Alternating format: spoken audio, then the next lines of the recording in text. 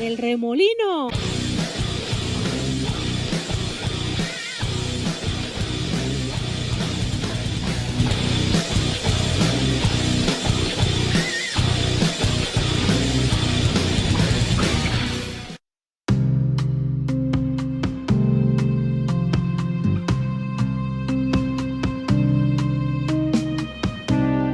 Continuamos, esto es el remolino, revolviendo tus ideas, removiendo tus sentidos. Y tengo una idea que compartir con todos ustedes al inicio de este programa. Precisamente, una de las dificultades que se enfrentan aquellas personas que desean de alguna manera compartir algún conocimiento, bueno, pues se ven en la penosa necesidad de enfrentar a la limitación propiamente de estas redes, es decir, a la censura.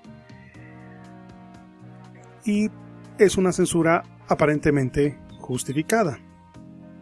Es decir, el divulgador científico no necesariamente tendría que ser experto en la materia, pero muchos de sus dichos tienen que tener fuentes, tienen que tener, por lo menos, un lugar de donde está extrayendo la información o de donde está compartiendo. En el remolino hemos tratado de buscar siempre fuentes, páginas, plataformas que nos indiquen, que nos ofrezcan, que nos brinden precisamente, pues, contenido que esté depositado y que esté de alguna manera también soportado y evidente para cualquiera de ustedes que lo quiera buscar, pues de fácil alcance, porque cualquiera puede alcanzarlo con su teléfono. Y entonces nuestra preocupación es lo que tú escuches en el remolino es aquello que pudiste haber leído en muchas de las plataformas que nosotros estamos compartiendo. Pero, precisamente, en las redes, una de las cosas que están sucediendo, por desgracia o por fortuna, ya lo sabremos en algunos años, la cuestión de los límites que tienen que ver con el divulgador se está disminuyendo y se está, limitando o, como decía yo, no quiero decir muchas veces la palabra censurar, porque seguramente va a llamar la atención este video. Y bueno, quiero ir cerrando la idea. Entonces, para divulgar una idea se tiene que tener ciertas licencias, se tiene que tener ciertos conocimientos. El divulgador lo único que hace es observar la fuente y compartirla, darle difusión a esa idea. Pero lo que está sucediendo en las redes es precisamente lo contrario a eso. Si tú no eres especialista en la rama de lo que estás hablando, no puedes ser divulgador. Y aquí se puede entramar una idea, o se puede entramar una discusión, un debate. ¿Cómo es que yo no conozco sobre una materia, pero veo una fuente y entonces con esa información voy y la comparto? Eso sería el trabajo del divulgador. Y en el proceso de la difusión de este material, él se ve también en el proceso, pues, de integrar esa información con él. Entonces está en dos momentos. Una, el propio, y el otro, el que comparte. ¿Con quién lo comparte? Con el público, con el espectador, con el otro lector, con la otra persona que lo ve, con el video, etc. Bueno, entonces en las redes está sucediendo esto, que si tú no sabes, si tú no eres especialista, por ejemplo, en los temas de salud, pues simplemente no tienes, digamos, derecho a hablar sobre el tema mencionado. Perdón, entonces, sobre los temas de salud que hemos compartido con ustedes, pues no pueden ser o no podrían ser, de acuerdo a esta visión, temas completamente seguros porque no vienen de un doctor, no vienen de un especialista en medicina o en enfermería por lo menos. Pero incluso al momento de integrar un canal que tenga que ver con salud, las plataformas, incluso YouTube, te está solicitando que si eres especialista en la salud. Y si no, que menciones claramente que tú no eres un especialista en la salud. Bueno, el tema de este tema precisamente se está volviendo un tema enormemente complicado para estos momentos. Y es obvio, hubo una cantidad de desinformación. Pero el problema no solamente vino de los que no eran especialistas, sino el tema precisamente vino de los que eran especialistas y crearon mucha confusión entre los vanes y vienes, los dimes y diretes, y en donde sí se estableció ciertas responsabilidades que tenían que ver con jugadas de tipo financiero, especulando esta cuestión de la salud. Eso es verdaderamente lamentable. Pero hay que abrogar, hay que pelear, hay que seguir buscando el derecho que tenemos todos a la información, por lo menos como este programa que tenemos para todos ustedes, que tenga que ver con temas que no representen la verdad absoluta, porque el remolino no representa la verdad absoluta, sino una postura de cierta fuente, y que nosotros, desde nuestra humilde opinión, argumentamos, o proponemos, o criticamos, o nos da pie para poder platicar con ustedes. Entonces, simple y sencillamente, la cuestión de las redes se va a recrudecer en poco tiempo, y esto es un llamado para todos. Estas informaciones que nosotros damos aquí en el remolino son para que ustedes les dé pie, para que asimismo investiguen un poco más sobre el tema. Le pregunten a su médico, le pregunten a su doctora, le pregunten a su especialista, observen otro punto de vista o también tengan alguna información que sea novedosa que pudiera mejorarles su estado físico. Pero es de menester tenerlo claro, y yo creo que así es, pero bueno, por seguridad, que si usted se enferma, no tendría por qué venir con su servidor, José Luis Arreola, porque yo no soy especialista en salud física. ¿Sí? Usted tendría que ir con el especialista en, no sé, si usted tiene problemas con el estómago, pues con el especialista en ese órgano. Si tiene la garganta, pues con el otorrinolaringólogo. Si es con los ojos, bueno, pues con el especialista de los ojos. Y si usted tiene un problema, pues con un gran internista. O ya con su seguro médico, ¿no? En el Instituto Mexicano del Seguro Social o en el ISSSTE, o en el que usted tenga, pero su médico general es su primera fuente para realizar las acciones competentes o que tienen que ver con los hechos diarios de su quehacer con la salud. El remolino no pretende sustituir eso y jamás lo intentará. Y no pretende y no intentará ni siquiera lo lograría. Es una falacia pensar o decir que nosotros no podemos hablar de ciertos temas porque no tenemos ciertas competencias. Eso entraña un golpe directo o una agresión a las libertades individuales. ¿Por qué? Porque yo me estoy formando también con ustedes de los temas que yo comparto con ustedes. Yo no lo sé todo y quiero aprenderlo. ¿Y cuáles son? Bueno, son los temas que yo comparto, son los temas que a mí me placen, me gustan y nos parecen que son los más interesantes para construir un criterio para, además de tener una buena charla bajo la luna, en una buena fogata, tener pie para buscar cierta información que tenga que ser construida para nuestro propio beneficio. Si yo hablo de la alimentación, pues a lo mejor usted ahí agarra una idea que le sirva para mejorar su condición de vida diaria, pero no va a ser guiada por el programa del remolino. Usted va a ir con el especialista, usted va a ir con el nutriólogo y le va a exponer su intención, su duda, o le va a imponer o le va a preguntar en relación a qué se tiene que hacer para darle continuidad o profundidad o resolver alguna situación que usted quiera salvar, algún problema, ¿no? Todo esto lo digo porque el tema que viene en el siguiente segmento es un tema que también tiene que ver con el desarrollo de la ciencia y con su movimiento y esa apertura, pero que por un lado está bien y por otro lado creo que no está siendo muy abierta, pero que es importante no dejarlo de lado. Entonces, tenga usted cuidado. Sí es importante que la fuente que usted revise, los videos que usted revise en relación a su salud, revise si tienen fuente, analice si tienen fuente y además, si la tienen, que esté clara, que se vea, que sea posible pasar por ella misma y que esta fuente, que no son fuentes primarias, por lo menos las que ahorita yo he podido compartir con ustedes no son fuentes primarias, es ir a las fuentes primarias, a los estudios primarios, en donde sí hay estudios de 7, 30, 200, 1000 páginas y que pueden darle evidencia más clara de esta obra. Usted no lo quiere hacer, no se preocupe. Vaya con su especialista, coméntele el estudio y a ver cuál es su visión de ese estudio. ¿De acuerdo? Bueno, creo que con esto voy dándole pie al inicio del programa.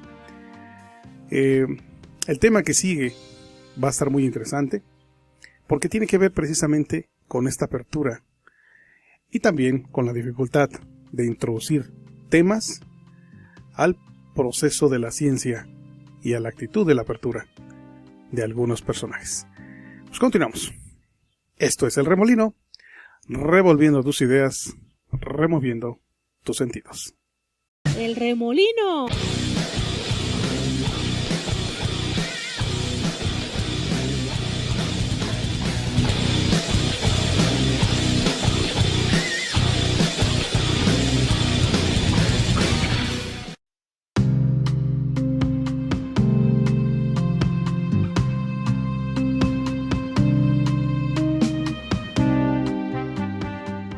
Me extrañaron, señores, porque ya revolví con una muy buena recomendación que se llama Cook Up a Storm o Cocina una tormenta. Oh.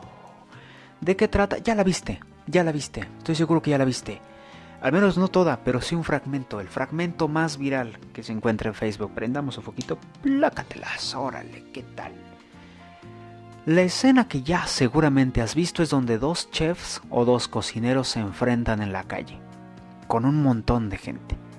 Que uno así muy refinadito, muy bonito, galanazo, va cortando el pescado, rucutulus, le saca las espinitas, tiquitita catá, y de repente le pasa al pescado al otro, digo pescado porque no sé exactamente cómo se llama, bueno, le pasa el pescado al otro y el otro pues más de barrio, más urbano, más de nuestras raíces, bueno, de esas raíces chinas, porque pues él es chino y yo soy mexicano, pero de todos modos de nuestras raíces, de la tierra, de la calle, él agarra con el cuchillote y tucu, y lo corta en cubitos. Y digo tucu porque pues yo no soy cocinero, yo no sé cocinar, o bueno sí sé, pero realmente no me especializo en la cocina, no soy un chef, así que pues trato de hablarlo como mejor me sale.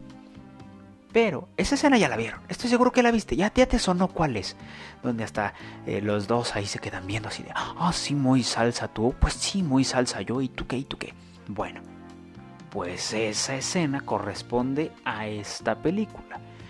Y yo debo aceptarlo, era uno de esos que la veía, pues el pedacito, hasta que estaba viendo las de Ip Man y dije, bueno, ya que estamos en China, pues veamos otra película china ahora de cocina.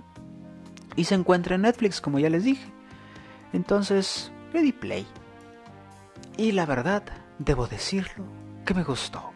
Fue una muy buena película. Es una muy buena película. Es una grata película de drama, de amor, de romance, de rivalidades. Y les va a dar una muy grata sorpresa, la verdad. En general te plantea, la premisa es de un sujeto que viene de la clase alta. No, él no forma parte de la clase alta, pero sí trabaja para ella. Entonces su tipo de comida es muy diferente a la frita, la cual es la que cocina el otro sujeto. El otro sujeto te lo presentan como un experto en la comida frita, F-R-I-T-A, frita. Entonces, pues sí, es como, sí es un contraste muy fuerte, pero supuestamente los dos son unas piolas, son unas pirinolas a la hora de cocinar. Entonces eso hace que cuando ellos dos, cuando el fifí, el de la clase alta llega y se pone enfrente del negocio que vende la comida frita, pues dicen, oye, ¿y tú qué te traes? Porque resulta que el de la comida frita pues es un puesto muy famoso, bueno, es un restaurantito muy famoso en aquel lugar, y pues obviamente es como, oye, ¿me vas a quitar los clientes? ¿Qué te pasa, calabaza?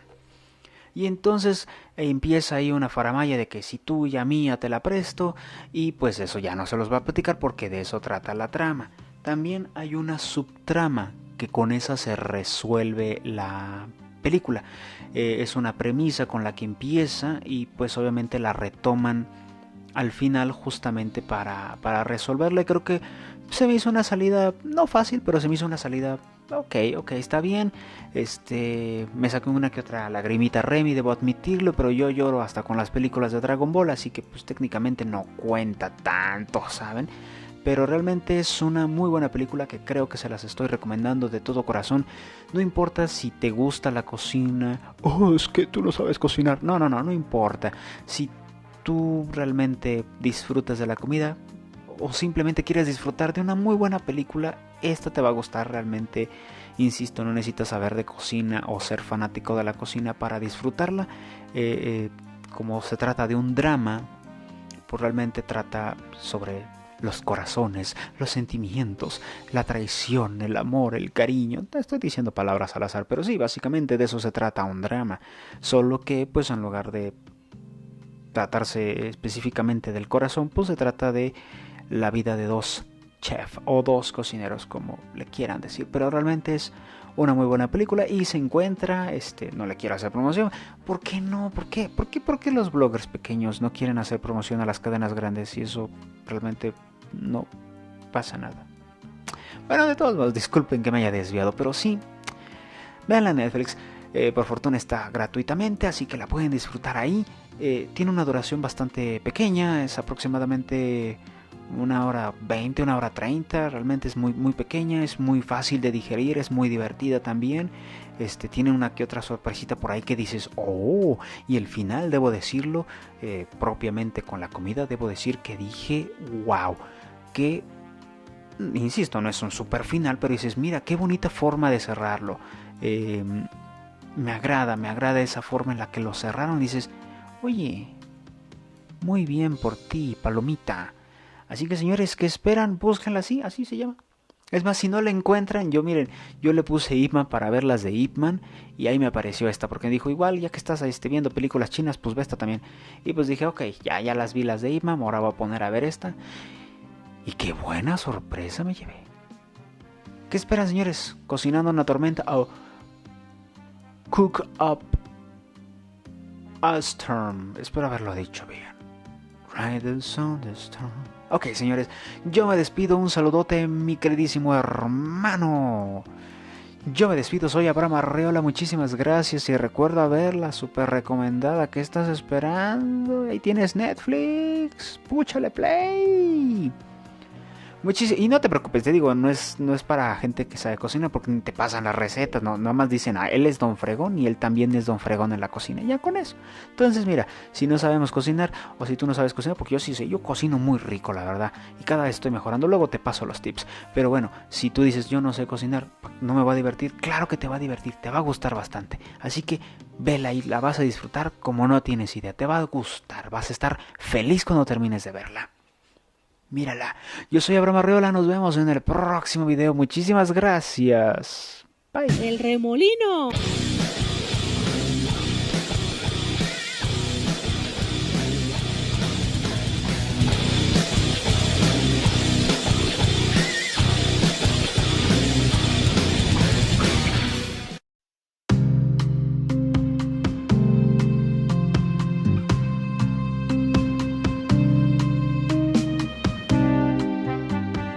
La pasada sección estaba precisamente hablando en relación a lo que, vamos a hablar ahorita en este apartado.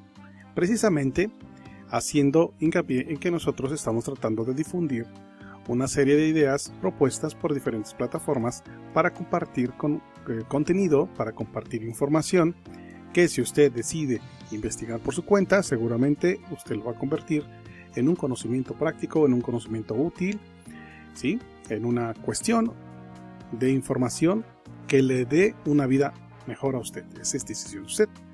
Nuestro trabajo, el que nosotros decidimos hacer, es ponernos frente a esta cámara y compartir esta información, estos documentos y estas fuentes para que usted tenga dónde empezar esa búsqueda de una mejor vida. Ahora, vamos directamente a la nota. La nota tiene que ver con un tema de salud.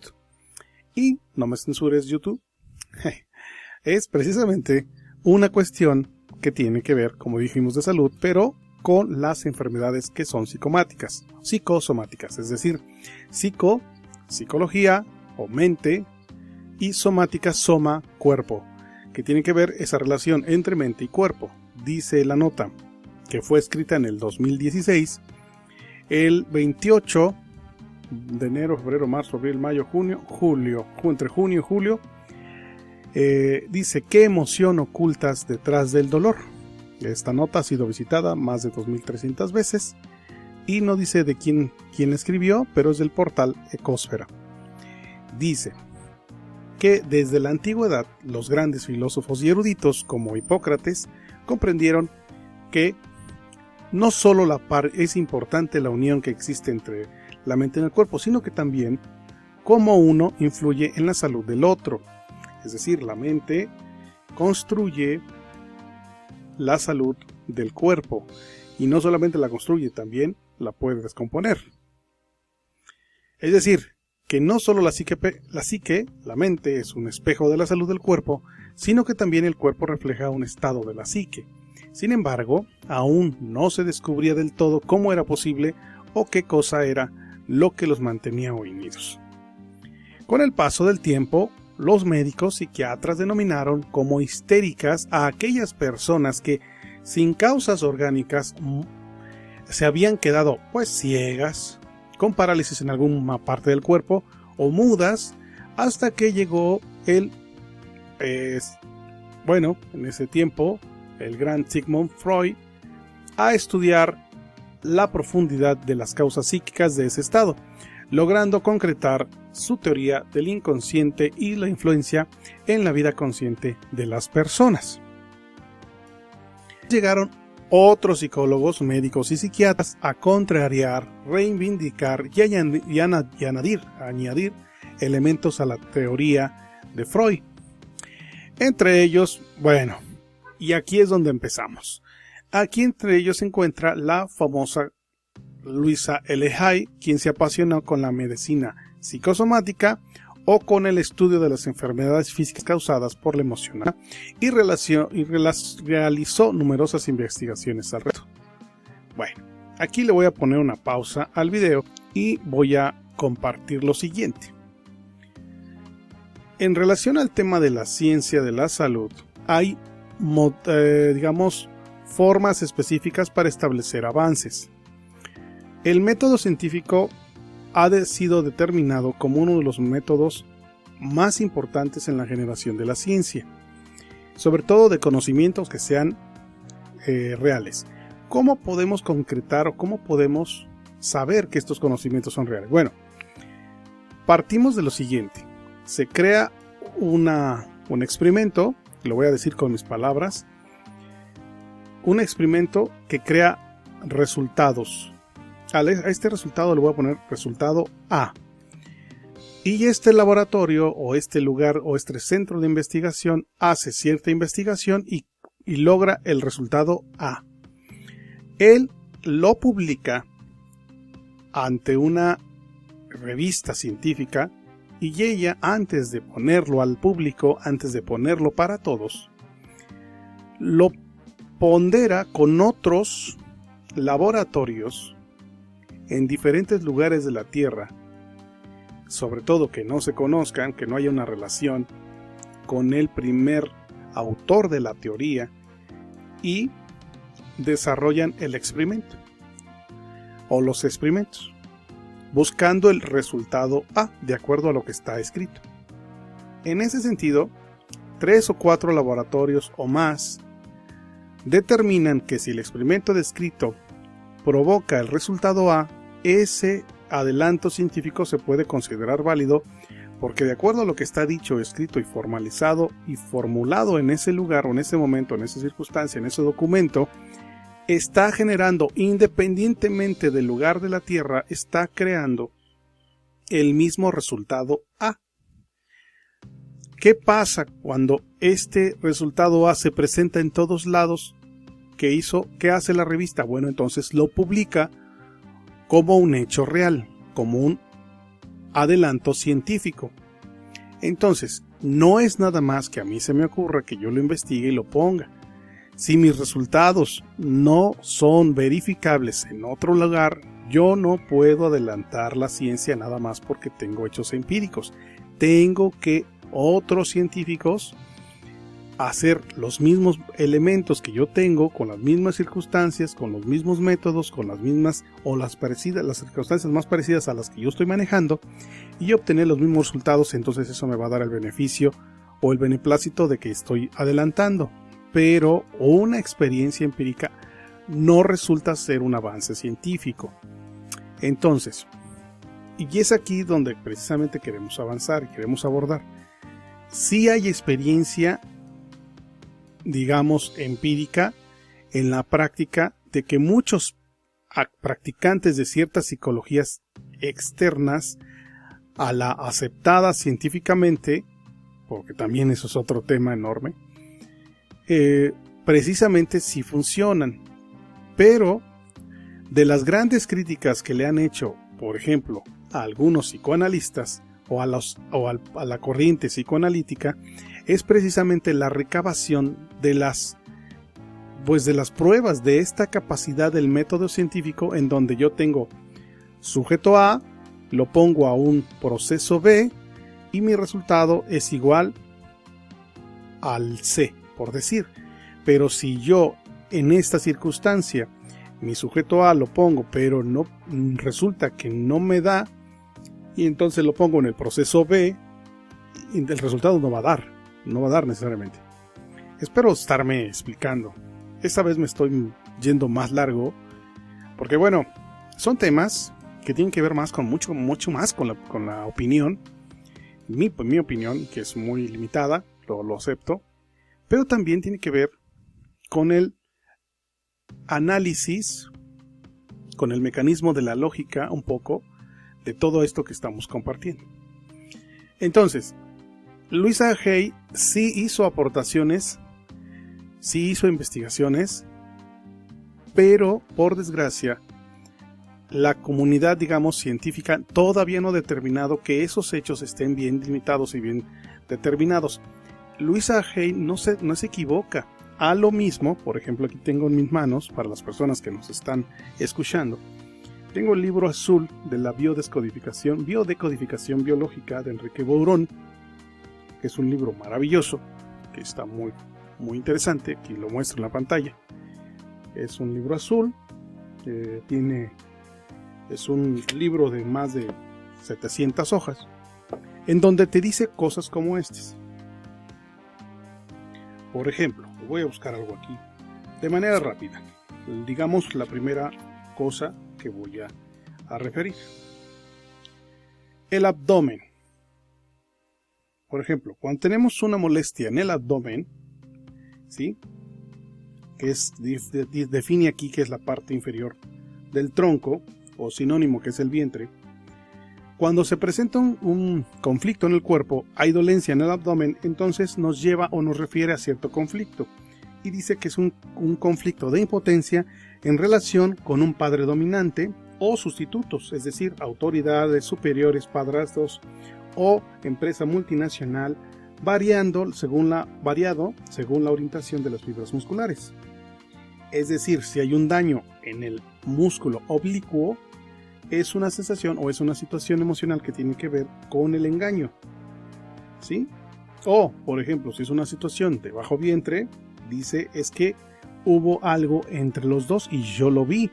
O también vi algo que se fue de mi casa, se fue de mi lado como llevado por el viento, se fue y se me esfumó, como decirlo. Yo no digo que Enrique Bourón, con su gran experiencia, que la es, o quien la tiene, lo que ha puesto en este libro está mal. Hay muchísima gente que está haciendo mucho trabajo para ayudar a las personas a través de estos métodos, pero la ciencia no puede aceptarlo de manera tan rápida hasta que no se defina precisamente cómo se puede replicar el fenómeno. Pero aquí nos metemos en dos broncas, ¿no? Porque si yo quiero replicar un asunto de A más B igual a C, por decir, bueno, pues a lo mejor para la tierrita, a lo mejor para los elementos químicos, a lo mejor para ciertas cosas puedo yo determinarlo. Pero nos estamos enfrentando a un tema que tiene que ver con seres humanos. Y ahí es el problema. ¿Cómo voy a integrar conceptos o procesos que van a construir o deconstruir o generar o encontrar en humanos que tienen enormes variantes de percepción? En el ejemplo clásico de la mirada al pastel, nos vamos a encontrar precisamente con ese hecho. Si yo estoy parado en el norte del pastel, arriba de las letras, viendo las letras al revés, yo tengo una visión del pastel. Mis circunstancias no pueden ser tratadas igual que el que está enfrente con viendo las letras exactamente bien como deberían estar vistas. Entonces, si yo estoy viendo el pastel de este lado, a lo mejor de mi lado hay chocolate, y yo puedo decir que el pastel era en mis recuerdos de chocolate, pero el que está enfrente, perdón, le tocó el área del lado de la fresa, y seguramente él va a decir que el chocolate no, que era de fresa, y entre él y yo no nos vamos a llevar bien, va a tener un desacuerdo, y no es porque la verdad no esté presente, sino porque nuestra percepción de las cosas fue completamente de muy variada circunstancia. Entonces, ¿a qué me refiero con todo esto? ¿A dónde quiero llegar? Precisamente, es importante que la ciencia evalúe los procesos empíricos de los grandes investigadores que se están dando en el mundo en relación a la psique, sí. Pero es un movimiento, es un avance extremadamente lento. Porque precisamente, insisto y regreso al tema principal, la investigación científica real, seria, solamente la maneja la psicología experimental y va muy limitada y va muy, lenta en relación a todos los demás movimientos psicológicos que se están dando. Entonces es importante que todos nosotros, si tenemos alguna cuestión que tenga que ver con dolencias del cuerpo, de acuerdo a la experiencia de estas personas, sí ir con el médico y que te dé la pastilla que te quite el dolor, ir con la persona que te va a dar la quimio, ir con la persona, ¿sí?, que te va a dar el antigripal, pero también entender que hay una relación de emoción que probablemente esté relacionada con esa dolencia. Entonces, estas estrategias no son sustitutivas del quehacer del médico, sino que comparten, y yo diría se relacionan, pero son coadyuvantes al proceso de retorno de salud. Pero este trabajo no lo tiene que hacer solamente el profesional, lo tiene que hacer y tiene que responsabilizarse el usuario, el paciente-cliente. El paciente-cliente. ¿Por qué paciente-cliente? Paciente-cliente. Paciente y cliente. Entonces, él debe de entender que esa relación existe, pero que no está solamente en los de afuera decírselo, sino él en el proceso de enfermedad de entender o tratar de comprender o por lo menos averiguar por mera curiosidad esta relación entre lo que está viendo en su mente, este proceso que está viviendo y lo que está sucediendo. Con esto no estoy haciendo apología de una ni apología de la otra, sino del personaje que escuche estas noticias y que quiera buscar una solución a sus problemas y la busque a través de estos métodos. Son buenos y hay gente muy buena, pero no puede, por ningún motivo, razón o circunstancia, sustituir su cuestión o sus apoyos médicos. No podemos meternos un remedio y con eso estar. sí nos fue útil en una época del mundo, sí nos fue útil en una época de la vida, pero la ciencia ha avanzado y ya hay que tomar esa medicina alternativa que sea coadyuvante o que sea de manera paralela con el médico, pero ambas partes deben estar coincidentes, deben estar informadas.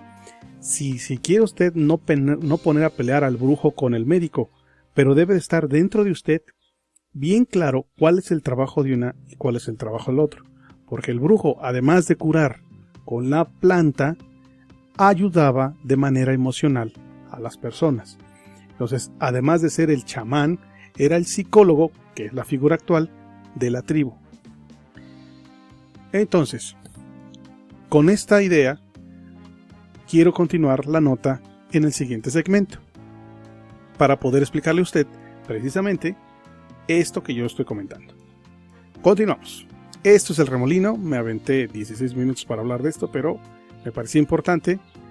Continuamos. Esto es El Remolino, revolviendo sus ideas, removiendo tus sentidos. ¡Wow! El remolino.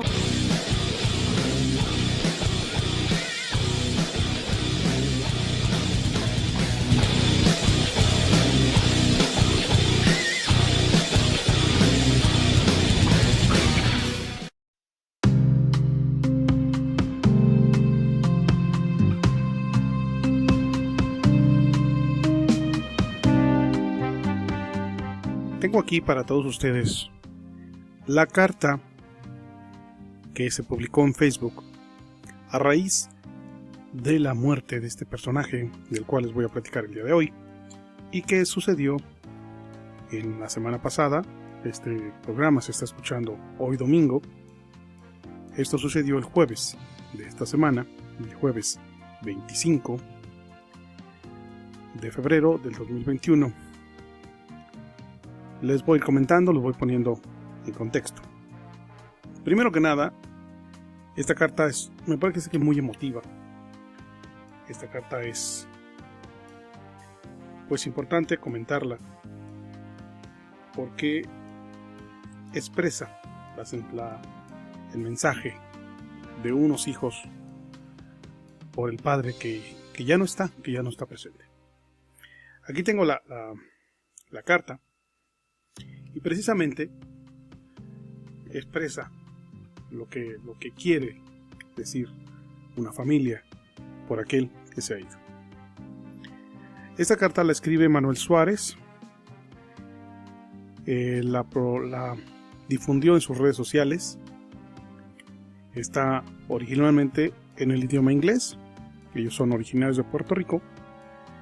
Pero él es, digamos, cofundador de la empresa de la cual les voy a hablar, que es una que también representa y representará seguramente una gran oportunidad de negocio, que ellos lo vieron, que fueron los primeros o pioneros, y que bueno, ahora están portando esto, pero voy más allá.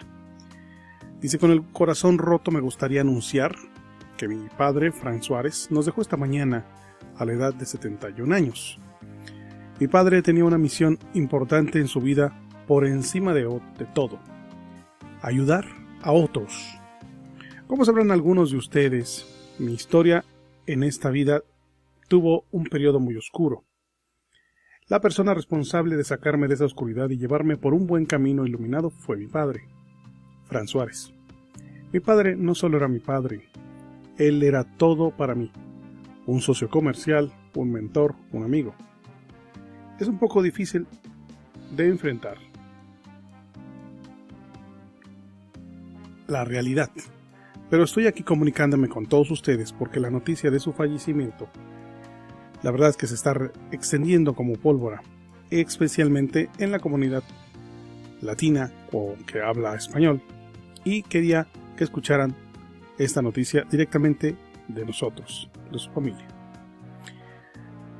Frank Suárez vivió una vida increíble. Hizo un impacto en la vida de millones y millones de personas.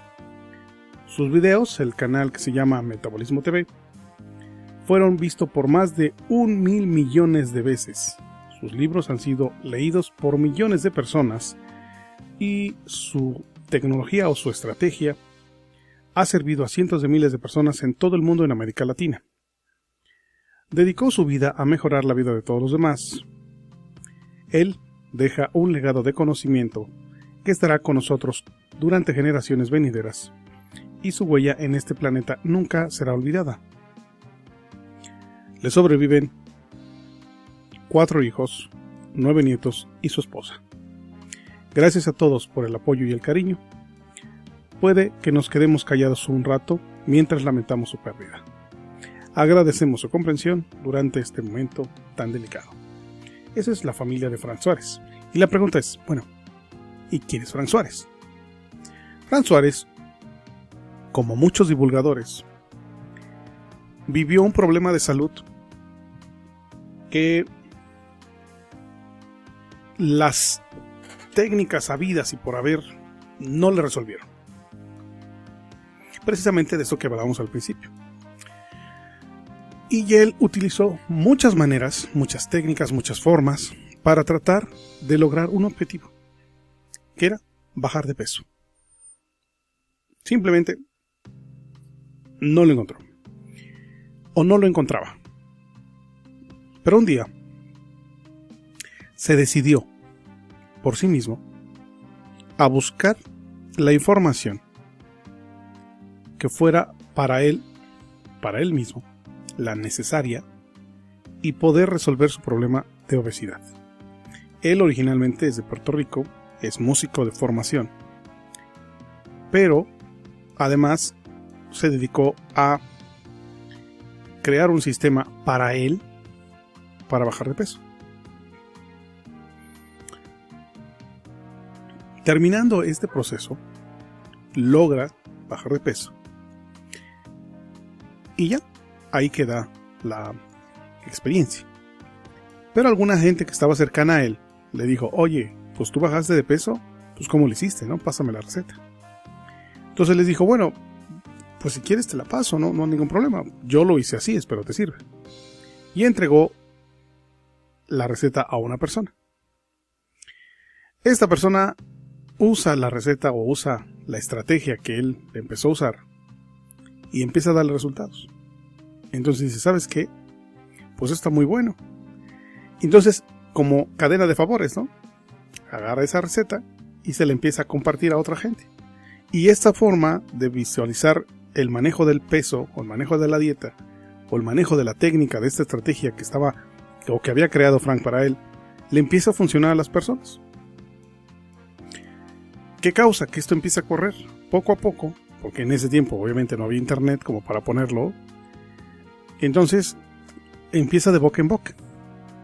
¿De acuerdo? Bueno.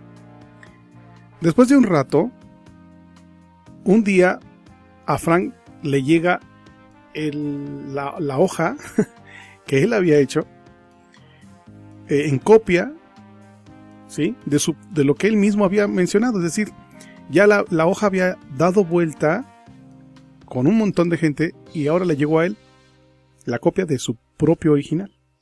Entonces se dio cuenta que aquí había primero una oportunidad de ayudar a más personas, pero también una oportunidad de negocio, una visión interesante. Entonces él decide investigar por su cuenta con muchas fuentes y escribir un libro que fuera mejor información que estas hojas que por ahí andaban circulando. Entonces se dedica a escribir un libro que se llama Metabolismo, el poder del metabolismo. ¿Por qué es importante? ¿Por qué creo que es importante o interesante esto? Primero, cómo se da el proceso de una oportunidad de negocio, por un lado, pero también una oportunidad de ayudar, que no están separadas, todo lo contrario. Esto sucede, y sucede bien, y empieza a crear, además de este libro, muchas más cosas, muchas más herramientas, ¿cómo le llaman? Suplementos. Estos suplementos, empieza a crear herramientas para que la gente que quiera bajar de peso, baje. Y explica un sistema de adelgazamiento que le funciona a la mayoría, a mucha mayoría. No digo a todos, pero la mayoría, o sea, una gran mayoría.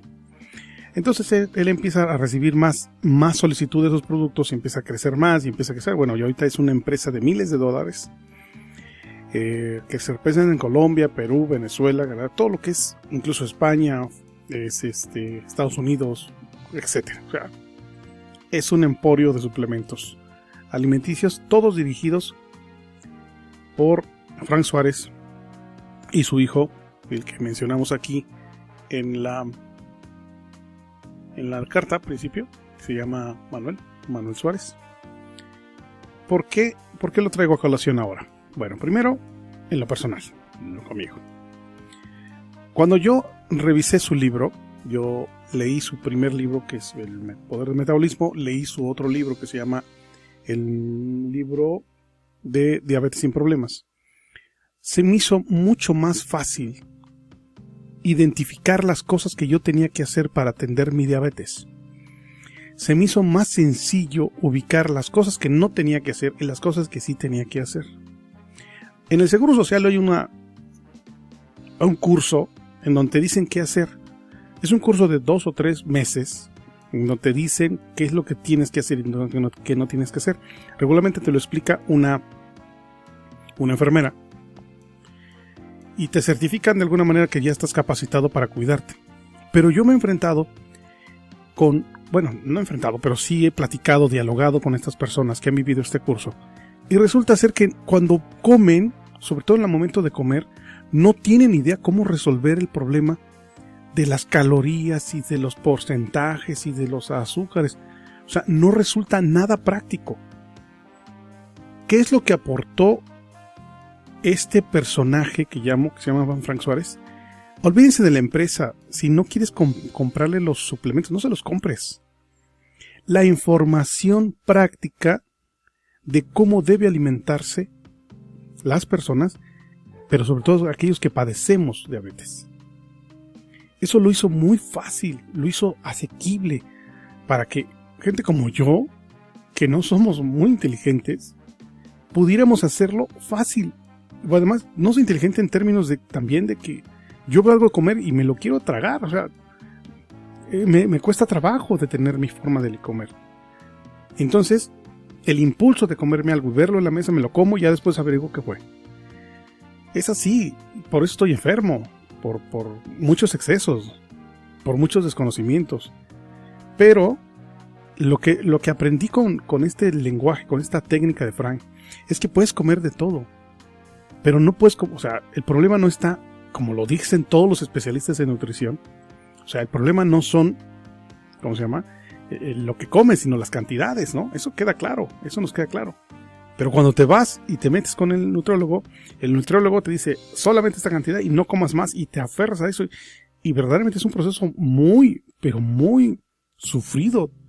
Son unas situaciones de aguantarse el hambre horribles, espantosas. Cuando yo leía el proceso y lo que va aprendiendo o aprendí de Frank es cómo alimentarme de acuerdo a lo que yo veía y a lo que yo tenía y de acuerdo a mis posibilidades. Eso me ha permitido, y lo digo con causa, porque mis exámenes salí muy bien, de todos estos niveles de riñón y todo esto, salí muy bien. Precisamente por estos cuidados que me he estado haciendo durante más de 2 años. Entonces, más 2 o 3 años, o sea, un ratito más. Entonces, ¿por qué lo traigo a colación? Frank Suárez murió. Algunos dicen que se suicidó, otros que lo suicidaron y otros que fue un accidente. En esas 3 versiones está. Eso no es importante. Lo que yo quiero aquí, y humildemente, desde el Remolino, hacerle un reconocimiento a la aportación que a mi persona y a otras personas hizo el trabajo y sobre todo la visión de hacerlo sencillo, de hacerlo asequible, de quitarle tecnicismos, pero sobre todo lo práctico que hizo Frank Suárez por aquellos diabéticos que somos muchísimos en el mundo y que siempre estamos buscando la solución a un problema que tenemos desde que nos despertamos hasta que nos dormimos y a veces hasta soñamos con eso. De veras es una situación muy difícil. Pero hubo alguien que nos explicara con nuestros términos sencillitos cómo irle haciendo frente a este mal que se está haciendo cada vez más grande en el mundo. Enviamos desde aquí, desde el Remolino, un abrazo fuerte a su familia, deseándoles pronta recuperación por el fallecimiento de Frank Suárez. Muere a los 71 años de edad por estas circunstancias que yo les comento. Sufre una caída por motivos que no conozco, pero él es el creador de este sistema y que está gratis disponible en YouTube, en su canal Metabolismo TV. Ahí lo puedes encontrar desde el 1 hasta el 1000 y tantos videos. Tú velos y créeme que la información te va a ayudar muchísimo para tu salud. Desde este Remolino le enviamos un caluroso abrazo, un agradecimiento enorme y solamente les deseamos pronta resignación. Continuamos. Esto es el Remolino, revolviendo tus ideas, y agradecidos nos despedimos, revolviendo tus sentidos. El Remolino.